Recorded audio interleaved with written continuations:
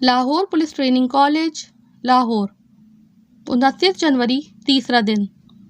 تمام تر مشکل تجربات کے باوجود مجھے پتہ نہیں تھا کہ کتنی دیر قید رہنا تھا۔ قونصل خانے کے اہلکاروں نے اپنے ابتدائی دورے کے دوران بھی مجھے کچھ بتانے سے اعتراض کیا تھا۔ شاید انہیں بھی پتہ نہیں تھا، کوئی بھی حتمی تاریخ دینے کے قابل نہیں تھا۔ کیا میں طویل عرصے تک قید رہنے کی منصوبہ بندی کر لوں؟ میں نے سوچا، 1 ہفتہ، 1 ماہ یا 1 سال، میں نہیں جانتا تھا، بلکہ کوئی بھی نہیں جانتا تھا۔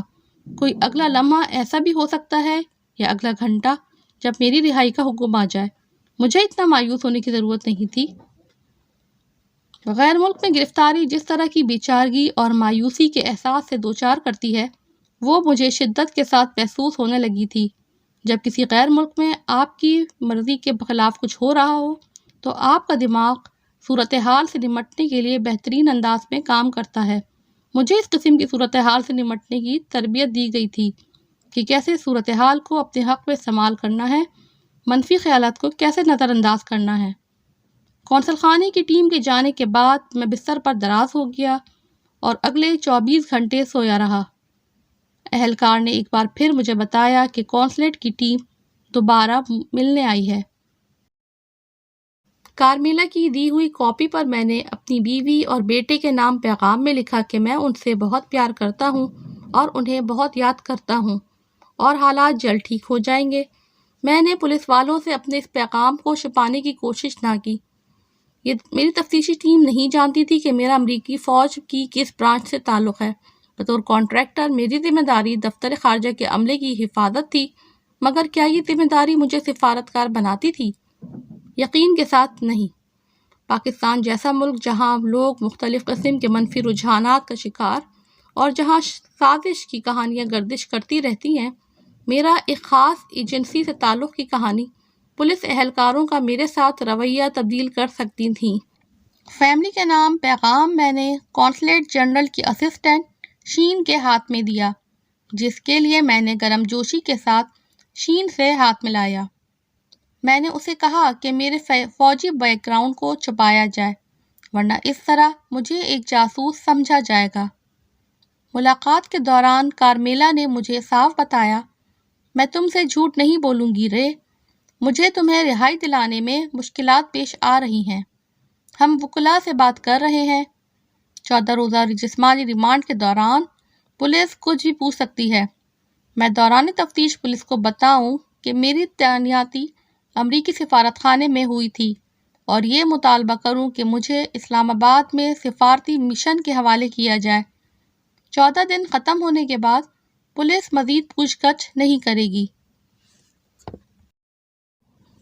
میں نے اس کا شکریہ ادا کیا۔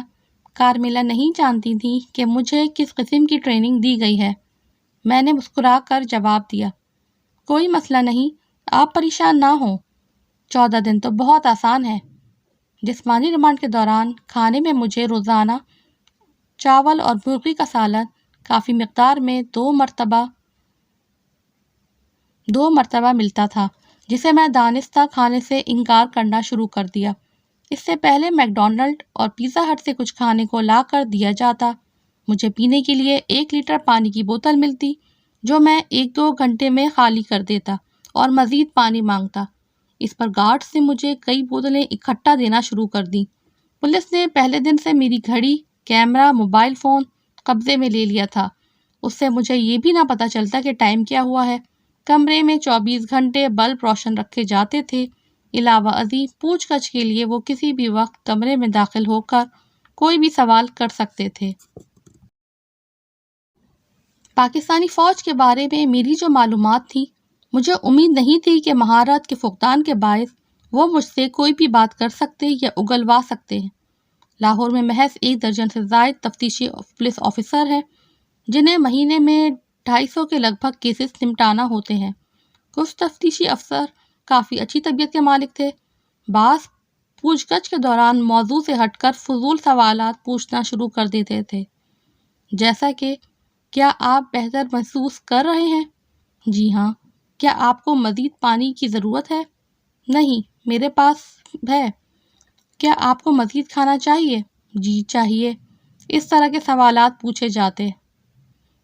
پولیس افسر میرے بیڈ کے ساتھ اس کرسی پر بیٹھ جاتے جہاں میں کوئی میگزین پڑھ رہا ہوتا۔ ہم بہت مختلف کہانیاں سن رہے ہیں، ہم آپ کی کہانی دوبارہ سننا چاہتے ہیں۔ اس طرح مجھے مزنگ چوک واقعے کی تفصیلات کئی مرتبہ مختلف پولیس افسروں کو سنانا پڑی۔ میں میگزین سائٹ پر رکھتا اور انہیں کہتا، آپ جانتے ہیں، اگر آپ مجھ سے کوئی معلومات حاصل کرنے کے خواہاں ہیں تو آپ ایک سوال پوچھنے سے قبل مجھے ایک سوال کا جواب دینے دو۔ آپ سوالات شروع کرنے سے پہلے تحقیقات شروع کر دیتے ہیں۔ میں آپ کے سوالات کا جواب نہیں دے رہا۔ انہی میں ایک پولیس افسر طارق خوش اخلاقی اور اچھی انگریزی کی وجہ سے مجھے بہت پسند تھا۔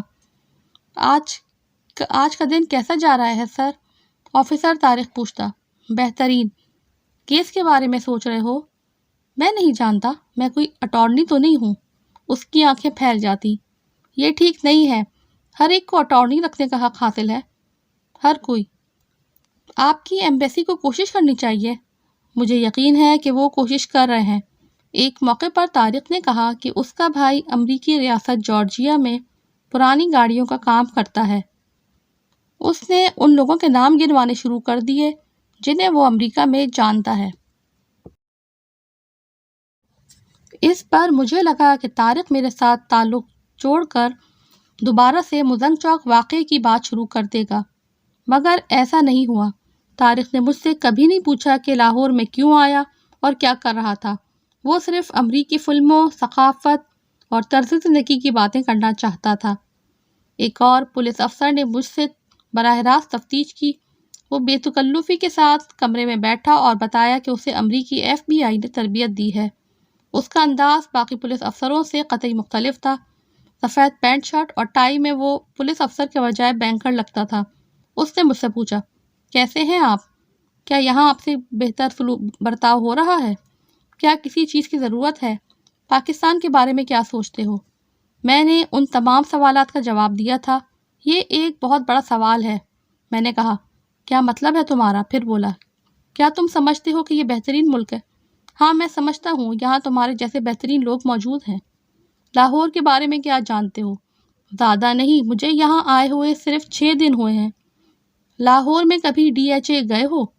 جواب دیتے ہوئے میں نے انتہائی احتیاط سے کام لیا اور کہا، ایک آدھ بار جانا ہوا ہے۔ DHA یعنی ڈیفینس ہاؤسنگ اتھارٹی منصوبہ بندی کے ساتھ بسائی گئی فوجی افسران کی رہائشی کالونی تھی۔ یہاں سے میں کئی بار گزرا تھا، لیکن میں نے یہ بات تسلیم نہیں کی کیونکہ میں کہہ چکا تھا کہ میں لاہور کی لوکیشن کے بارے میں زیادہ نہیں جانتا۔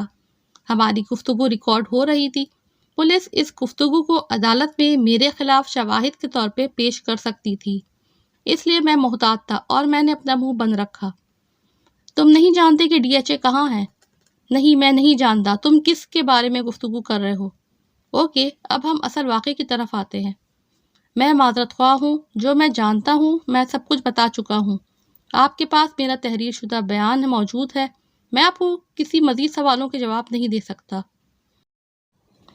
Police officer back feet per چلا گیا، لیکن ریسٹ کرنے کے لیے وہیں بیٹھا رہا۔ وہ 6 گھنٹے میرے کمرے میں رہا۔ وہ لنچ اور ڈنر کرتے ہوئے میری تمام حرکات و سکنات کا جائزہ لیتا رہا، حتیٰ کہ جب میں واش روم گیا تو بھی مجھے جاتا دیکھتا رہا۔